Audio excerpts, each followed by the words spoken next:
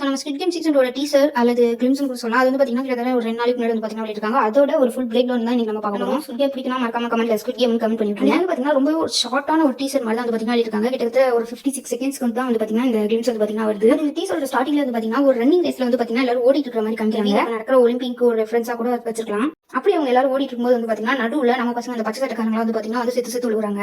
எனக்கு தெரிஞ்ச வரைக்கும் இது வந்து பார்த்தீங்கன்னா ஒரு புது கேமா இருக்கலாம். ஏன்னா ஒலிம்பிக் வரனால அதை பேஸ் பண்ணி ஒரு கேம் உருவாக்கமேட்டு இந்த மாதிரி ஒரு கேம் உருவாக்கிருக்கலாம். ஸ்டார்டிங்ல அந்த அத்லெட்டிக்ஸ் ஓடுற மாதிரி காமிச்சு போக போக வந்து பாத்தீங்கன்னா நம்ம பசங்க தான் ஃபுல்லா செத்து விழுகிற மாதிரி காமிச்சிருக்காங்க.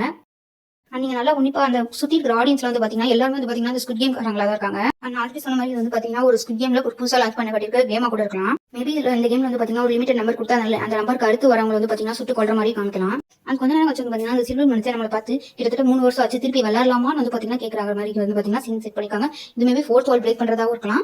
இல்லனா அங்க உள்ள இருக்கிற ஏதோ ஒரு பிளேயரை பார்த்து கேட்கறதாவும் இருக்கலாம். நெட்ஃபிளிக்ஸ் இந்த சீசன் வந்து பாத்தீங்கன்னா சீசன் 2 முடிக்கிறது வந்து பாத்தீங்கன்னா ரொம்பவே ஒரு அதிர்ச்சியான ஒரு விஷயம் தான். ஏன்னா அவங்க வந்து பாத்தீங்கன்னா எப்பவுமே ஒரு சீசன் ஒரு சீசன் எடுத்துட்டு அது வந்து பாத்தீங்கன்னா ஒரு 5-6 சீசன் வந்து பாத்தீங்கன்னா எடுத்துக்கிட்டே போவாங்க. பட் ஆனா இது அப்படி இல்லாம ஒரு ஷார்ட் ஸ்டோரியா காமிச்சிருக்காங்க. அதுவும் ஒரு வகையில வந்து பாத்தீங்கன்னா நல்ல விஷயம் தான். ஏன்னா ரொம்ப போட்டு வளவலன்னு இருக்காம இந்த மாதிரி ஒரு கதையை வந்து பாத்தீங்கன்னா இந்த மாதிரி ஷார்ட்டா முடிக்கிறது வந்து பாத்தீங்கன்னா ரொம்ப நல்ல விஷயம். அண்ட் இந்த சீசன் வந்து பாத்தீங்கன்னா 2025 டிசம்பர் 26 வர போகுதுன்னு ஒரு அனௌன்ஸ்மெண்ட்டே வந்து பாத்தீங்கன்னா கொடுத்துருக்காங்க. எப்படியும் நெட்ஃபிளிக்ஸ் இதை வச்சு கண்டிப்பா ஒரு ஸ்பின் ஆஃப் வந்து பாத்தீங்கன்னா கொடுக்க தான் செய்வாங்க.